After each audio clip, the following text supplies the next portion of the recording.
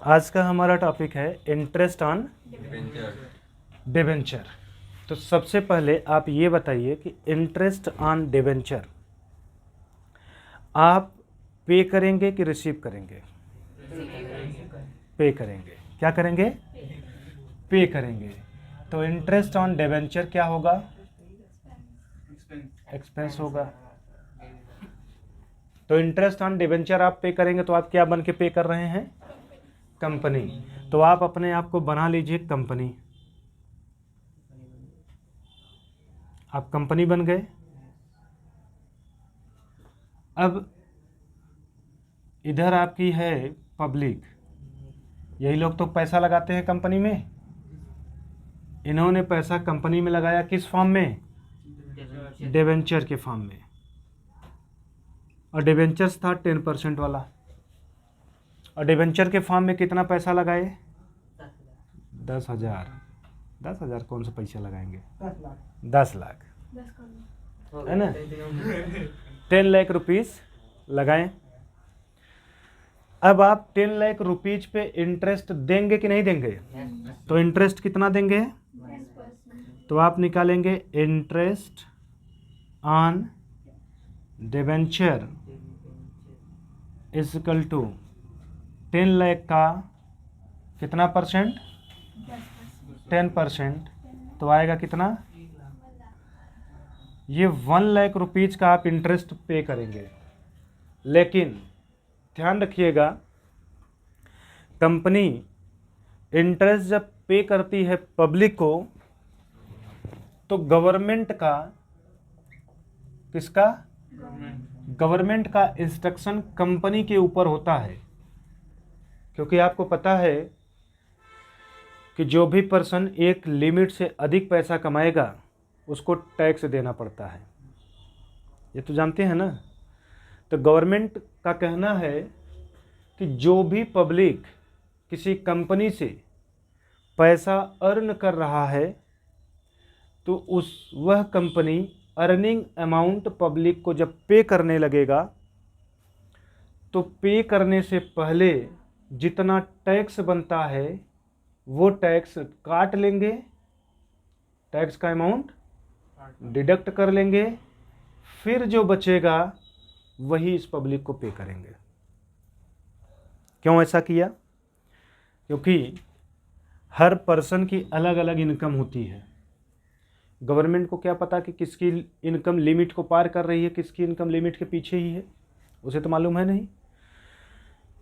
और कोई person company से इंटरेस्ट पा जाए, सो ही ना करे, चोरी कर ले जाए इनकम का, तो फिर वो टैक्स देने से बच जाएगा। तो ऐसे केस हो सकते हैं, नहीं हो सकते हैं? तो गवर्नमेंट ने सीधा इंस्ट्रक्शन किसको दे दिया?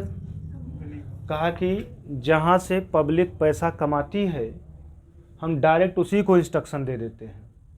तो गवर्नमेंट ने सीधा इंस्ट्रक्शन कंपनी को दिया कि तुम्हारे यहाँ से जो पब्लिक पैसा कमाएं उनको जब पेमेंट करना तो पेमेंट करने से पहले जितना टैक्स बनता है वो टैक्स काट लेना, फिर उन्हें पेमेंट करना। तो यहीं से आया TDS। क्या आया? इसका मतलब क्या होता है? Tax deduction at source.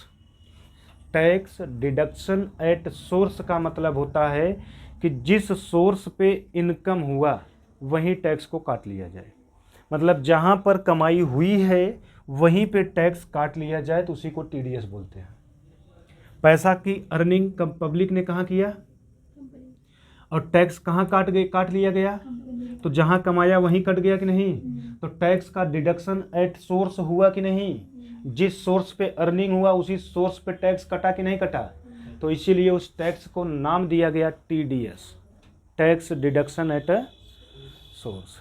ये बात क्लियर हो गया? अब ध्यान दीजिएगा, कंपनी कितना पेमेंट करेगी? मान लीजिए कि टैक्स का रेट 40% हो। कितना परसेंट? तो कंपनी को 1 लाख रुपया देना है किसे?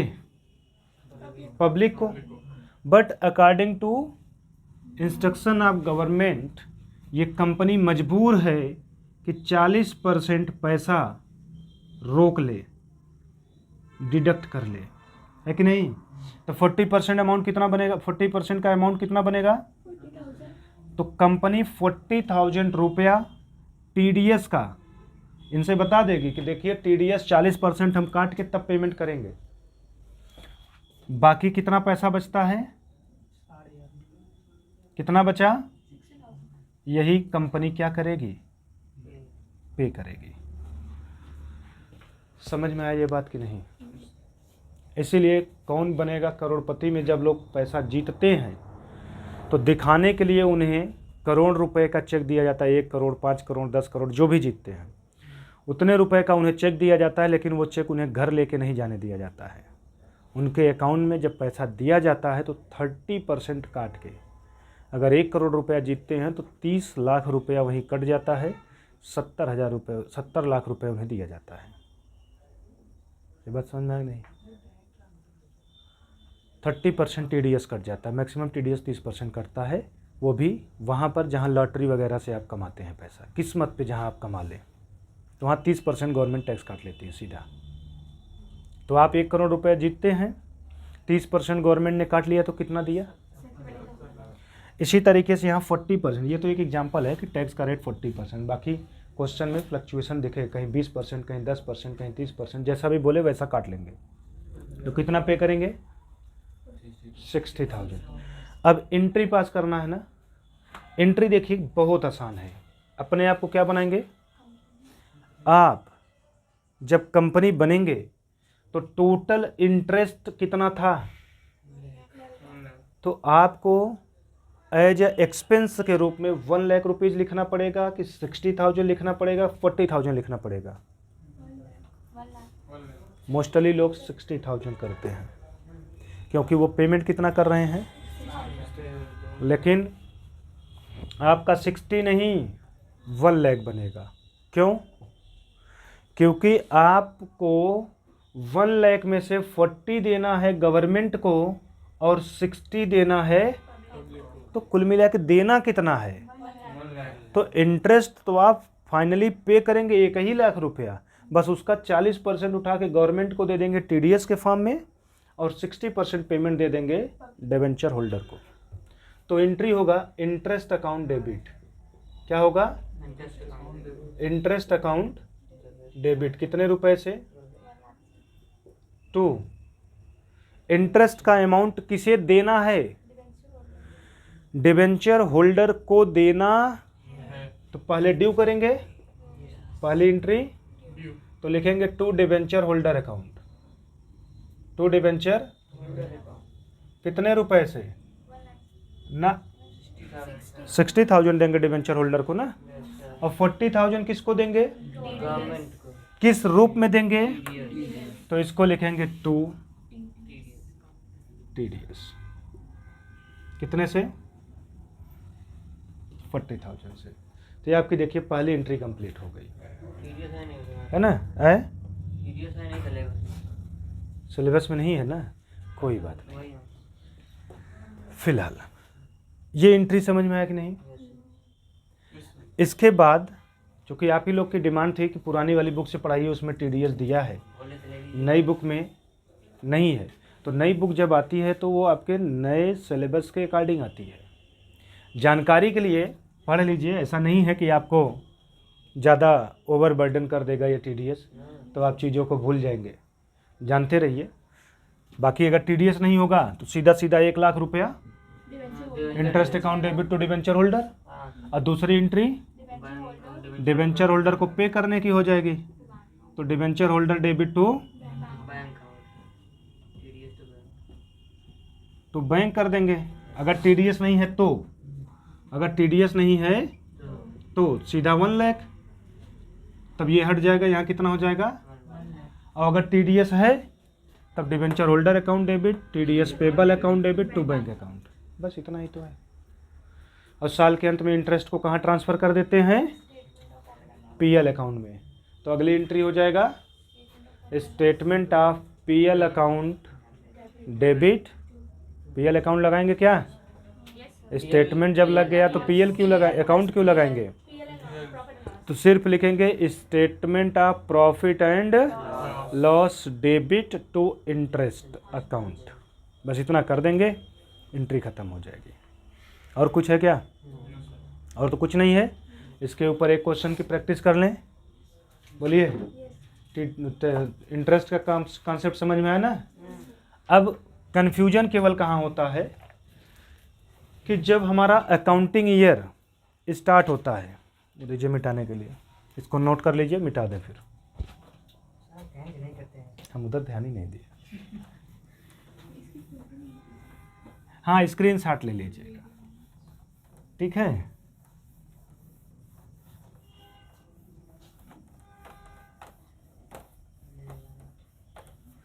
प्रॉब्लम क्या होती है वो आपको समझा देते हैं। एंट्री तो करना सीख गए ना, वर्किंग में थोड़ी सी प्रॉब्लम आ सकती है। और वो कैसे? जैसे अकाउंटिंग ईयर, कंपनी के केस में कैलेंडर होता है कि फाइनेंसिंग? फाइनेंसिंग होता है। तो इसका मतलब हम कह सकते हैं अप्रैल टू मार्च होता है। बाकी जो भी ईयर होगा यहाँ अपना लिख लेंगे। अब सपोज दैट 2020 यहाँ रख लें, तो यहाँ कितना आ जाएगा? 21। कंपनी ने 1 अप्रैल को नहीं, 1 जुलाई को, 1 जुलाई 2020 को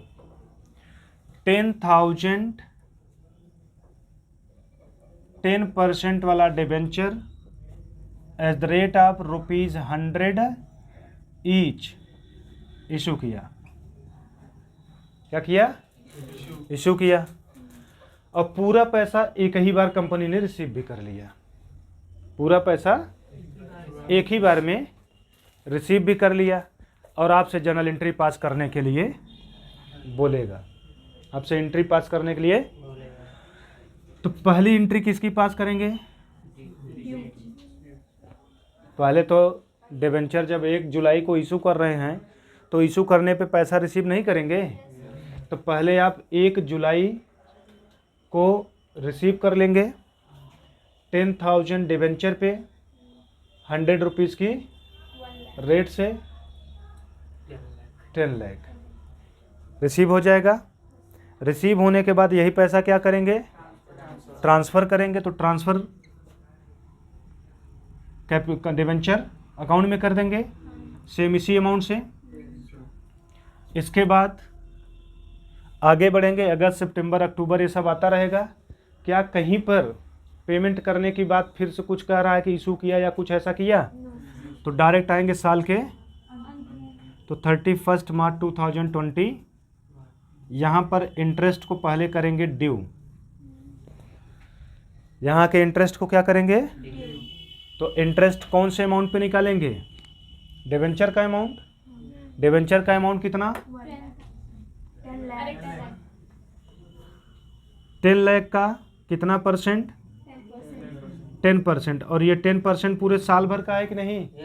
आप कितने महीने का निकालेंगे?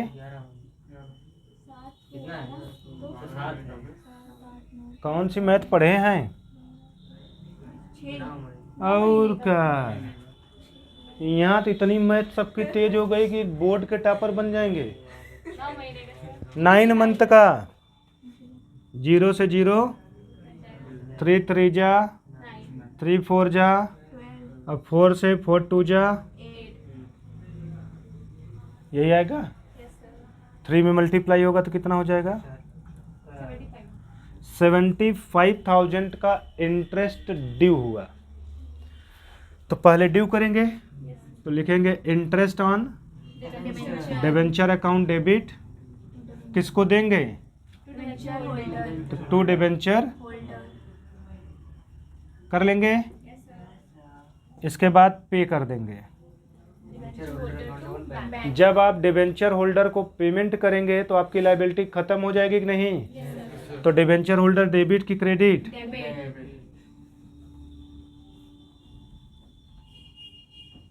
तो डिबेंचर होल्डर डेबिट टू। अब पेमेंट करने के बाद लास्ट एंट्री क्या पास करेंगे? इंटरेस्ट को पीएल में ट्रांसफर करने का, है ना? 1 साल के सभी एक्सपेंस और लॉस ट्रांसफ़र होते हैं पीएल में, और 1 साल के सभी इनकम प्रॉफिट गेन ट्रांसफ़र होते हैं। तो ट्रांसफ़र की एंट्री करेंगे तो इंटरेस्ट ऑन डिवेंचर यहाँ डेबिट है, तो ट्रांसफ़र होते समय क्या हो जाएगा, क्रेडिट और डेबिट क्या हो जाएगा, स्टेटमेंट ऑफ प्रॉफिट 75,070। बोलिए कोई प्रॉब्लम, कहीं किसी को दिक्कत हो जाएगा, बोलिए। तो इंटरेस्ट वाला कॉन्सेप्ट आसान था, कहीं दिक्कत है तो इसको यहीं पे ख़त्म करें। है सर इंस्टॉलमेंट पे भी बोलता है ना कि हम 2 इंस्टॉलमेंट में पे करेंगे इंटरेस्ट वाले, हाफ ईयरली इंस्टॉलमेंट, वही आप कह रहे हैं। हाफ ईयरली पेमेंट करने की बात करता है, ठीक है। तो हाफ ईयरली आपका अकाउंटिंग ईयर कहाँ शुरू हुआ, तो वो 30 सितंबर को एक पेमेंट करने की बात करता है, और एक पेमेंट 31 मार्च की बात करता है। तो 30 सितंबर को जब आएंगे, जितना इंटरेस्ट बनेगा इंटरेस्ट ड्यू और पेमेंट, लेकिन ट्रांसफ़र नहीं। फिर 31 मार्च को जितना इंटरेस्ट बनेगा ड्यू पेमेंट, और साल के अंत में ट्रांसफ़र करेंगे, तो यहाँ वाला इंटरेस्ट और यहाँ वाला जोड़ करके फाइनली पे कर देंगे। तो ये हो जाता है जब हाफ ईयरली पेमेंट करता है तब का इंटरेस्ट। क्लियर हो गया, कोई भी डाउट? इसके अलावा भी अगर आपको इंटरेस्ट ऑन डिबेंचर से रिलेटेड किसी भी प्रकार का किसी भी टाइप का डाउट बन जाता है, या कोई अलग टाइप का क्वेश्चन मिल जाता है, तो आप इस नंबर पे भेज करके अपना डाउट क्लियर कर सकते हैं, है ना। तो अगला टॉपिक हमारा क्या है, डिबेंचर को अगर डिस्काउंट पर इशू किया जाए तो उस डिस्काउंट को रिटर्न ऑफ करना, क्या कर देना। तो चलिए वही लास्ट टॉपिक भी है शायद इस चैप्टर का, है कि नहीं। कंडीशनल दिया है सर, वो पार्ट भी हुआ यहाँ पर, प्रीमियम हो गया, डिस्काउंट हो गया, तो सर इंटरेस्ट कहाँ रोक लेते हैं। इंटरेस्ट हमेशा फेस वैल्यू पे, फेस वैल्यू का मतलब जो दिया वो पहले 100 रुपये पे, हमेशा 100, चाहे वो इशू डिस्काउंट पे किया हो चाहे प्रीमियम पे किया हो। क्लियर, बढ़े आगे। और कोई डाउट किसी का है? आपका डाउट मोबाइल है क्या? Yes sir. है? इनका डाउट मोबाइल है, रखिए। आज के स्टूडेंटों मोबाइलियत बर्बाद कर दी है ना, और तब वो सब मम्मी पापा रोज खरीदवा रहे हैं। यस सर कहबो करेंगे, घर में जाके कहेंगे है देखा रेटो खुल गया इन लोगों का। और फरिया लो कुछ, और किसी कुछ फरियाना है? इनका पैसा बर्बाद हो गया, और कोई बर्बाद तो नहीं हुआ? सब यहाँ बर्बाद ही हो रहे हैं। तो गाना गाइए जब सब बर्बाद हो रहे हैं। गाना गाने के नाम पे एकदम साइलेंट। कॉपीराइट आ जाएगा। कॉपीराइट मार देंगे। चलिए छोटा सा पॉइंट है, ऐसे ही समझा देते हैं। जब आप डिबेंचर को डिस्काउंट पे इशू करते हैं तो डिस्काउंट आपके लिए उस टाइम डेबिट होता है कि नहीं होता है? बोलिए। उसे ख़त्म करना है, तो ख़त्म करेंगे तो किस साइड से? क्रेडिट साइड से करेंगे, कोई दिक्कत तो नहीं है ना। और जब आप डिस्काउंट को देते हैं, जब आप डिस्काउंट को देते हैं तो डिस्काउंट आपका कैपिटल एक्सपेंस के रूप में ट्रीट होता है कि रेवेन्यू? भाई डिबेंचर को आप बार बार तो नहीं इशू करेंगे ना, एक बार इशू करेंगे तो कैपिटल होगा। तो discount on issue of debenture जितना भी होता है वो डेबिट होता है। सपोज दैट हम यहाँ मान लें 1 लाख, कितना? तो इस 1 लाख को कितने साल में रिटर्न ऑफ करना है ये क्वेश्चन में दिया रहेगा, ठीक है। इन केस नहीं दिया है तो डिबेंचर का रिडेम्पशन कितने साल में किया जाएगा ये बताया रहेगा।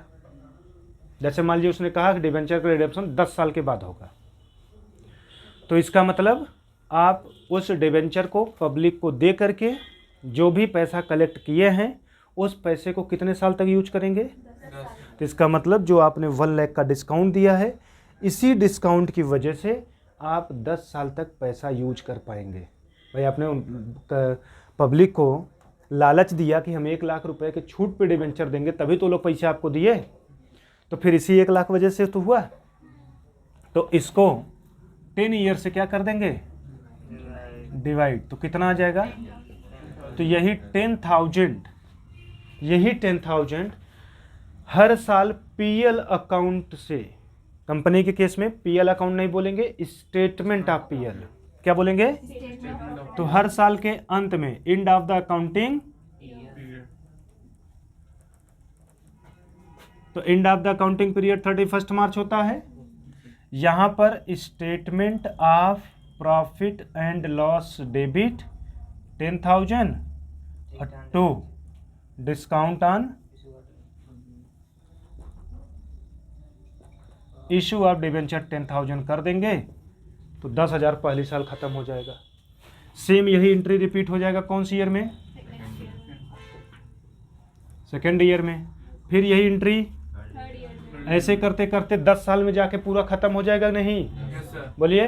तो फिलहाल इसकी एंट्री नहीं पूछता है, अगर पूछेगा भी तो इसका लेजर बनाने के लिए पूछेगा। क्या बनाने के लिए पूछेगा, तो लेजर तो देखिए एकदम आसान है। लेजर जो है discount on issue of debenture का लेजर पूछेगा। क्या पूछेगा, discount on issue of debenture का लेजर पूछेगा, यही ना। अब आप जरा बताइए, डिस्काउंट आपने कब दिया, डिबेंचर को इशू करते समय या किसी और टाइम पे, डिबेंचर को इशू करते समय। डिबेंचर को जब आपने इशू किया था तो साल के शुरुआती में ज़्यादातर करते हैं ना, साल के शुरुआत में ही। तो आप जब इशू किए थे तो discount on issue of debenture debit किए थे कि क्रेडिट, डेबिट किए थे। क्रेडिट कौन हुआ था, एंट्री नहीं याद होगी तो लेजर जब एग्जामिनेशन हॉल में बैठ के बनाएंगे तो सोचते ही सोचते थक जाएंगे। डिबेंचर अकाउंट क्रेडिट हुआ था, एंट्री होता है debenture application and allotment account debit, discount on issue of debenture account debit to debenture account, यही ना। तो debenture discount on issue of debenture का अपोजिट कौन, डेबिट की क्रेडिट, क्रेडिट। तो पोस्टिंग किधर, तो यहाँ लिखेंगे टू डिबेंचर, यहाँ क्या लिख देंगे, जैसे 1 लाख का यहाँ था ना तो 1 लाख लिख देंगे। यहाँ 1 अप्रैल जो भी हो, 18 होगा तो 18, पहले साल में जब आपने डिबेंचर को इशू किया तो कितने रुपए का डिस्काउंट दिया, 1 लाख का, तो उसको discount on issue of debenture के डेबिट में ला दिए। दूसरा, ना अगर समझ में आ रहा हो, एंट्री ना समझ में आ रहा है, भाई एग्जामिनेशन हॉल में बैठे हैं, जरूरी नहीं सारे कॉन्सेप्ट क्लियर ही हो, कभी कभार रट्टा मार वाला भी काम कर जाता है। Discount on issue of debenture आपके लिए एक्सपेंस बनता है कि इनकम, एक्सपेंस को जर्नल एंट्री में डेबिट करते हैं कि क्रेडिट, जनरल एंट्री में डेबिट करता है। कर लीजिए, कोई बात नहीं, साइलेंट कर दीजिए, जिसका भी हो साइलेंट कर दीजिए, ठीक है। चलिए चलिए आगे कंटिन्यू करते हैं। तो discount on issue of debenture expense है, एंट्री में डेबिट हुआ, लेजर में पोस्टिंग होगा तो भी डेबिट में ही पोस्टिंग होगा। क्लियर हो गया। यहाँ 1 लाख रुपया डेबिट है तो पोस्टिंग भी कौन से कॉलम में देखिए किए हैं, डेबिट से एक्सपेंस बनता है कि नहीं, एक्सपेंस डेबिट से बना, और ख़त्म किधर से होगा, तो जब पहली साल के अंत में 10,000 रुपये ख़त्म करेंगे तो किस साइड से, तो क्रेडिट में लिखेंगे और डेट रखेंगे 31 मार्च। यहाँ 18 लिखें तो यहाँ क्या आ जाएगा, बोलिए कोई दिक्कत, मोहित है तकलीफ का, नहीं तीनों पिला देंगे भाई। Statement of profit and loss, आगे नहीं बोलेंगे, अकाउंट नहीं बोलेंगे, कहें स्टेटमेंट लगा दिए, है कि नहीं। स्टेटमेंट लग गया तो अकाउंट नहीं बनेगा, तो स्टेटमेंट ऑफ पीएल केवल, फ्लो में अकाउंट ना बग दीजिएगा। तो पहली साल के अंत में अभी कितना नहीं रिटर्न ऑफ हुआ है, तो यहाँ 90,000 आपका हो जाएगा बाई बैलेंस कैरी डाउन 1,00,000 1,00,000, यही 90 नेक्स्ट ईयर में आ जाएगा। To balance carry brought down 90, फिर साल के अंत में क्या होगा, स्टेटमेंट ऑफ पीएल कितना 10,000 बचा, कितना 80, यही 80 नेक्स्ट ईयर में आके क्या होगा बीडी, फिर 10,000 रिटर्न आप करते जाएंगे, 10वें साल में जाके बैलेंस जीरो हो जाएगा। बोलिए था क्या कुछ तब? तो डिस्काउंट पे अगर डिबेंचर को इशू किया गया है तो उसे रिटर्न ऑफ कैसे किया जाएगा वो आपने देख लिया। कोई दिक्कत? इसके अलावा आपका और कोई टॉपिक डिबेंचर में? तो डिबेंचर का इशू आप लोगों ने देखा था नॉर्मली, फिर डिबेंचर का इशू एज कोलेट्रल सिक्योरिटी आपने देखा, फिर डिबेंचर का इशू आपने किया लेकिन terms and condition of redemption को कंसीडर करते हुए, फिर इसके बाद आप लोगों ने डिबेंचर को इंटरेस्ट कैसे पे करेंगे वो देखा, फिर आपने देखा डिबेंचर पे इशू करते समय जो डिस्काउंट दिया जाता है उसको रिटर्न आप कैसे करते हैं, है ना। इन सभी से रिलेटेड वीडियो बने हैं। जो जो टॉपिक आज आप यहाँ पे पढ़े हैं वो तो यहाँ पढ़ लिए, जो नहीं पढ़े हैं उन सभी वीडियो का लिंक डिस्क्रिप्शन में दिया गया है। अगर आप नहीं देखे हैं तो डिस्क्रिप्शन में जा करके आप उन वीडियो को देख सकते हैं, ठीक है। तो चलिए, चैनल पे अगर नए हैं, चैनल को सब्सक्राइब नहीं किए हैं तो पहले चैनल को सब्सक्राइब कर लें, और सब्सक्राइब करने के साथ साथ बेल आइकन को ज़रूर प्रेस करिएगा ताकि जो भी वीडियो अपलोड हो उसका नोटिफिकेशन आप लोग को मिलता रहे। तो मिलते हैं नेक्स्ट वाले सेशन में। कौन सा टॉपिक पढ़ेंगे? रिटायरमेंट एंड डेथ का चैप्टर, ठीक है। तो चलिए मिलते हैं नेक्स्ट सेशन में। आप लोगों को धन्यवाद।